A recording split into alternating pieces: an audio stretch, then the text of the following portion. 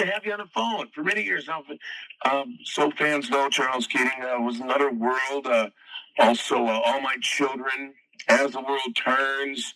Do you have a favorite, Charles? Well, I would say Brideshead Revisited, which isn't one of the subs at all, which was a series that we did in England in the early 80s that came over and was quite successful. But it's just beautifully done. Well, talking about things that are quite successful, you're going to be in the Muscatine. Actually, I was going to say in the Muscatine area, in Muscatine, with the lovely Victoria Wyndham. What's it like to work with her, Charles? Oh, she's fabulous to work with. You couldn't ask for a better acting partner or a better friend. She's been fabulous, and we've found that we've been very creative, and we fight each other off. We have our battles, but they're always artistic ones and fun. Yeah, so that's good, and we're really looking forward to Muscatine. And I think we're doing this as a benefit for the Muscatine Community Arts Council. Right. As a matter of fact, I was going to mention the Muscatine County Arts Council hosting a benefit performance of Couplets. It's a spoken word concert, and it's going to be at Muscatine High School. It's July 18th at 8 p.m. Tickets are $10. Cannot beat the price. And there's a reception afterwards. But for the benefit of those, and for myself, Charles, Couplets, what is it about?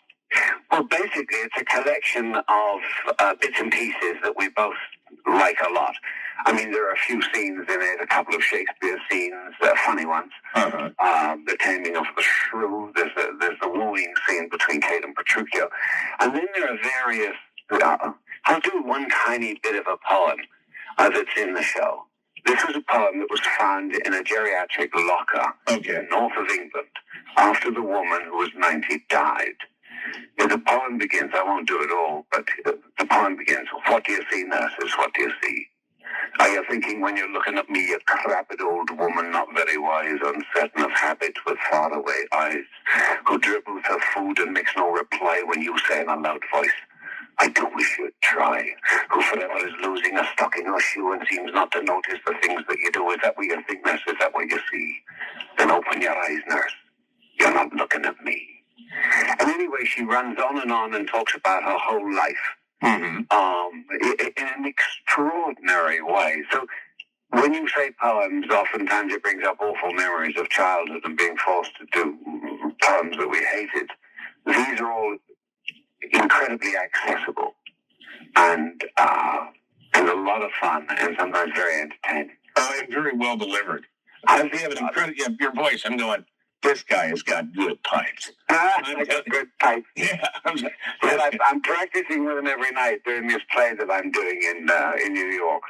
It keeps me off the streets and out of mischief. So what play are you doing? I'm doing a revival of a play by George Bernard Shaw called You Never Can Tell. And the reviews have come out the last week or so and have been rather favorably. Terrific. Dealt with. That is absolutely incredible. And you have such a fascinating biography. I mean, even just the one thing that I really enjoy is you've been a guest lecturer on college campuses, and it's kind of gratifying, isn't it, to talk to students, to lecture students? They're the very best. They really are the very best to explore. I prefer to kind of explore classical texts with students rather than lecture them as per se. I visited with the Royal Shakespeare Company. I was a member of the Royal Shakespeare Company for a few years in England. And we would come over and Brandeis and Chapel Hill and NYU and UCLA and Santa Barbara. Universities all over the country. We had short residences a week in each place. I did that for in the off seasons for a few years. And it's very gratifying. The last thing I worked on was I directed a production of Othello at Trinity College in Hartford. And they are, of course, the most open audience and the most collectively honest. I mean, God help you if you lie. And they're like piranhas. They're so keen to learn that they'll bloody well devour you. So you can only take it for a few weeks, then you've got to piss off. Charles Keating appearing with Victoria Wyndham in Muscatine. Coming up July 18th. And, of course, Victoria from Another World. She's been Rachel Corrie for like 26 years. And Charles, I feel terrible. I missed you. I don't have the opportunity to see to how you were written out of the soap. But can you share that with us for the benefit of those that also are in the same boat as I am? Yes, of course, and I never say you don't have to apologize. My God, you're watching during the day. Yes, basically the decision was made that they wanted to get rid of Carl. I still don't know why, but there it is. You know, they make decisions by committee, and we have a few dumplings on the committee who make these decisions. Artistic dumplings, I call them. Okay. But they decided to have me shot, then burned up in the hospital, and then, the hospital exploded and burned down, and then he wasn't dead yet. And then they get him onto a plane, and then there's a plane crash, and the body is missing in the Atlantic somewhere. Oh, okay. So I'm on the long swim. But I swam right into this plane and thought, that's great. Right, this is more like it. Yes, but the door is still open, Charles. Well, you know, they did this, I remember back in the 80s when after a few nefarious incidents that the character went through, and then off he went off a cliff edge into a river in Arizona. And then, like all these bad tenants, they pop up again.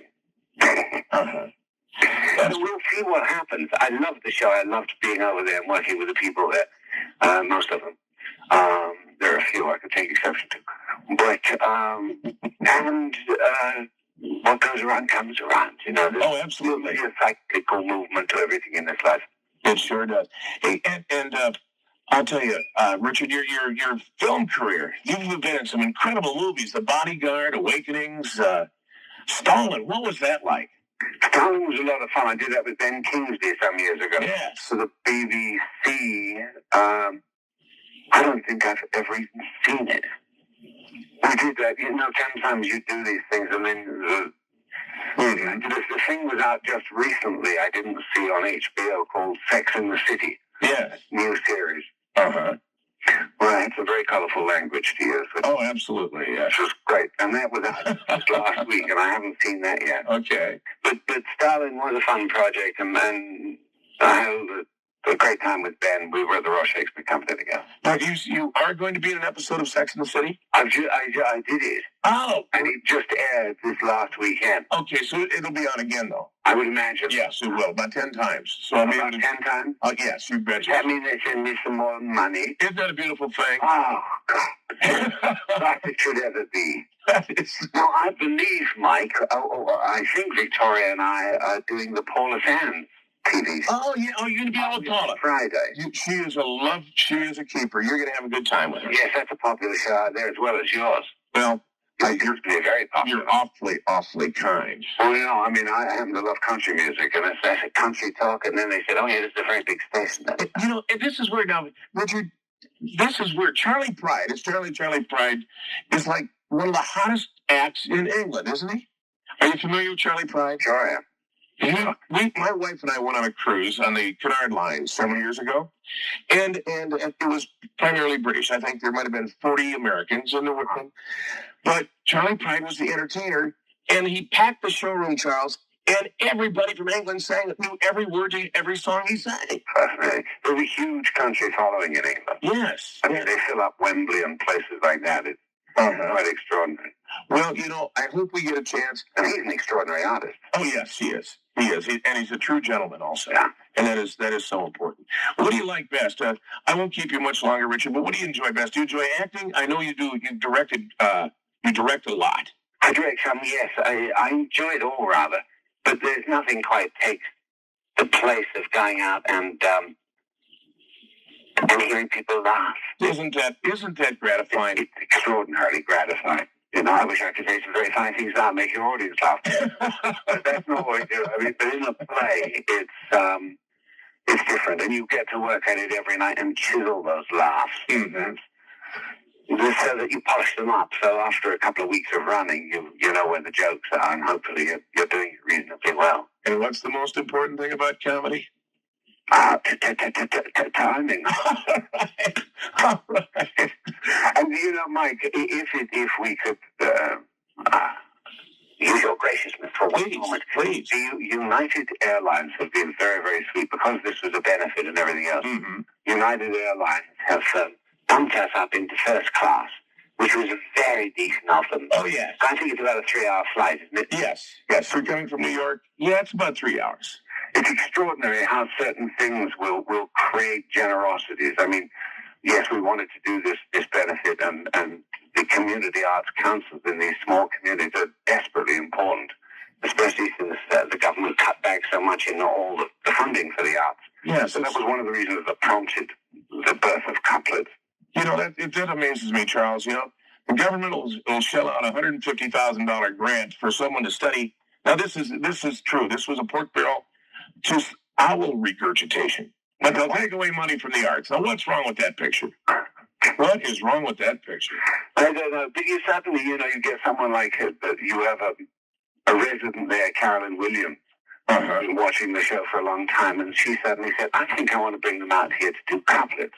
And then suddenly, yes, the high school was available, then United Airlines, and the acts of generosity that start cascading is really a fact. And I hear we've got a great audience set up for Saturday night. Absolutely. Really looking forward to that. The Muscatine County Arts Council hosting a benefit performance of couplets, a spoken word concert at the Muscatine High School Auditorium, July 18th, 8 o'clock, performance $10. You can't beat the price. And that was one of the things as well. In some places that we've played where the price seats were jacketed to outrageous proportions, and we said, please, if it's at all possible, you've got to keep the sums down so that ordinary people who don't normally go to the theater, I mean, I think the tickets to the play I'm doing right now in New York are $50 a piece or something like that. Mm-hmm.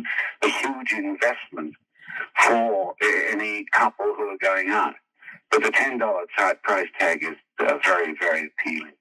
And I do believe this is the last scheduled performance of couplets that we'll be doing.